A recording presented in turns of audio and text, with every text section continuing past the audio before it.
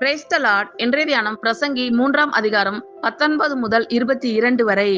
மனுபுத்திரருக்கு சம்பவிக்கிறது மிருகங்களுக்கும் சம்பவிக்கும், அவர்களுக்கும் இவைகளுக்கும் ஏக சம்பவம் உண்டு.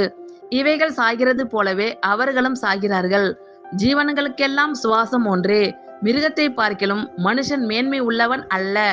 எல்லாம் மாயையே, எல்லாம் ஒரே இடத்துக்கு போகிறது, எல்லாம் மண்ணிலே உண்டாகிறது, எல்லாம் மண்ணுக்கு திரும்புகிறது. உயர ஏறும் மனுஷனுடைய ஆவியையும் தாழ பூமியில் இறங்கும் மிருகங்களுடைய ஆவியையும் அறிகிறவன் யார்? இப்படி இருக்கிறபடியால் மனுஷன் தன் செய்கைகளில் மகிழ்ச்சியாய் இருக்கும் நன்மையையே அல்லாமல் வேறே நன்மை இல்லை என்று கண்டேன். இதுவே அவன் பங்கு. தனக்கு பின்வரும் காரியங்களை காணும்படிக்கு அவனை திரும்பி வர பண்ணுகிறவன் யார்?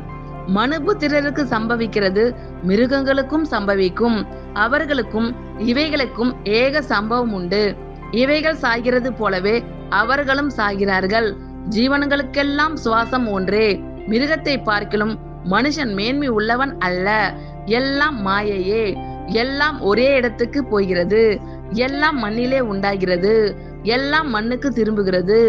உயர ஏறும் மனுஷனுடைய ஆவியையும் தாழ பூமியில் இறங்கும் மிருகங்களுடைய ஆவியையும் அறிகிறவன் யார்? இப்படி இருக்கிறபடியால் மனுஷன் தன் செய்கைகளில் மகிழ்ச்சியாய் இருக்கும் நன்மையையே அல்லாமல் வேறே நன்மை இல்லை என்று கண்டேன். இதுவே அவன் பங்கு. தனக்கு பின்வரும் காரியங்களை காணும்படிக்கு அவனை திரும்பி வர பண்ணுகிறவன் யார்? ஆமேன். கர்த்தர் உங்கள் அனைவரையும் ஆசீர்வதிப்பாராக. God bless you all.